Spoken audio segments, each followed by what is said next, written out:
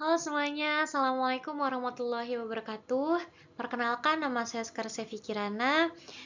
Kali ini saya akan mempresentasikan mengenai penjualan risol mayo menggunakan platform digital. Presentasi ini dilakukan untuk memenuhi tugas mata kuliah e-commerce. Selamat menyaksikan.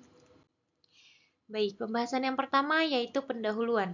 Perkembangan teknologi digital telah mendorong transformasi besar dalam dunia bisnis, termasuk di sektor kuliner. E-commerce menjadi solusi efektif bagi pelaku UMKM untuk menjangkau pasar yang lebih luas dengan biaya operasional yang efisien. Salah satu produk yang memanfaatkan peluang ini adalah risol mayo, cemilan kekinian yang digemari berbagai kalangan. Melalui platform digital seperti Instagram, Shopee Food, GoFood, dan juga GrabFood, pelaku usaha dapat memasarkan produknya secara langsung pada konsumen. Namun, di balik peluang tersebut, terdapat tantangan seperti persaingan pasar yang ketat dan ketahanan produk yang terbatas. Oleh karena itu, strategi digital yang tepat sangat diperlukan agar pembuat penjualan risol mayo tetap kompetitif dan berkelanjutan di era e-commerce. Selanjutnya yaitu profil produk risol mayo. Risol mayo merupakan varian risol modern yang berisi kombinasi mayonnaise, telur rebus, dan daging asap atau sosis yang dibungkus dengan kulit tipis dan dilapisi dengan tepung panir, lalu digoreng hingga renyah. Cita rasanya yang gurih, creamy, dan tekstur yang renyah di luar namun lembut di dalam menjadikan risol mayo digemari oleh berbagai kalangan, mulai dari pelajar, mahasiswa, hingga pekerja kantoran loh. Produk ini tuh sangat cocok dijadikan sebagai bahan camilan praktis, bekal maupun sajian acara. Dengan bahan yang mudah didapat dan modal produksi yang relatif kecil, risol mayo sangat potensial untuk dikembangkan oleh pelaku UMKM sebagai bentuk produk unggulan di pasar kuliner digital. Selanjutnya yaitu ada strategi penjualan digital. Strategi penjualan digital risol mayo dilakukan melalui pemanfaatan berbagai platform online seperti Instagram, TikTok, Shopee Food, GoFood, dan juga GrabFood. Media sosial digunakan untuk membangun branding dan menarik minat konsumen melalui konten visual yang menarik seperti foto produk dan juga video promosi. Selain itu, penjual juga menggunakan WhatsApp bisnis untuk menerima pesanan langsung dan menjaga komunikasi dengan pelanggan. Strategi tambahan seperti diskon, bundling, dan kolaborasi dengan influencer turut mendukung peningkatan jangkauan pasar dan penjualan secara efektif di era digital. Selanjutnya ada tantangan dan peluang.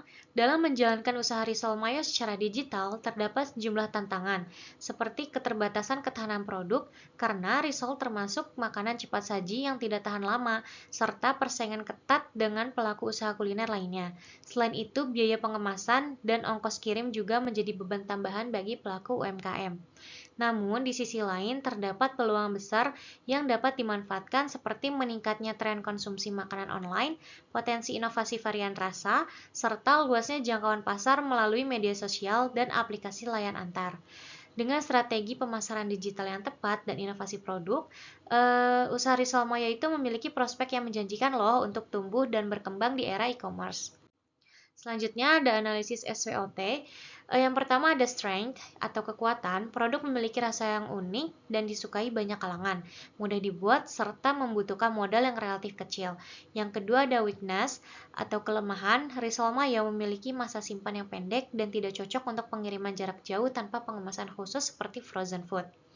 Lalu yang ketiga yaitu opportunities atau peluang, tren makanan online yang terus meningkat, peluang kolaborasi dengan influencer, dan potensi pengembangan produk beku untuk pasar yang lebih luas.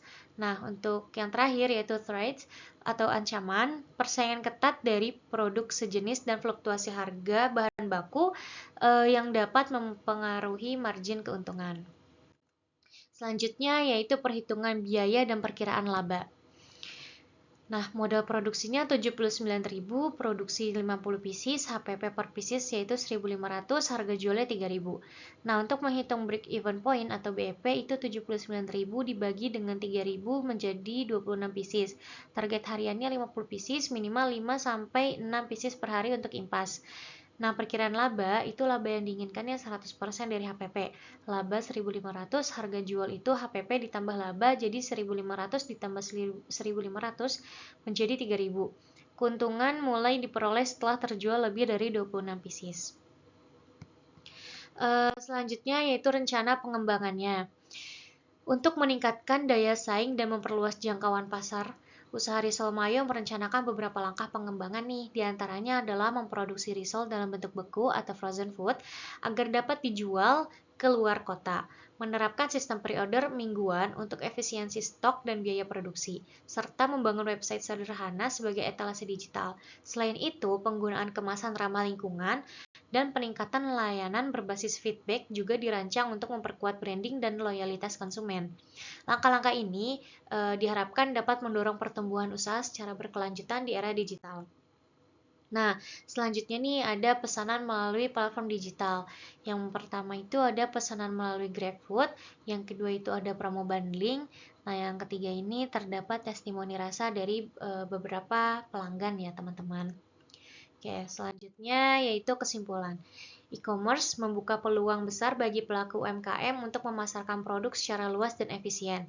Penjualan risol mayo melalui platform digital menjadi contoh nyata adaptasi usaha kuliner di era modern dengan strategi promosi yang tepat dan pemanfaatan media sosial. Produk ini mampu menjangkau konsumen lebih luas lagi. Meskipun ada tantangan seperti ketahanan produk dan persaingan pasar, inovasi dan manajemen digital yang baik dapat membantu usaha tetap berkembang dan kompetitif. Sekian presentasi dari saya, kurang lebihnya mohon maaf. Wassalamualaikum warahmatullahi wabarakatuh. Bye-bye semuanya.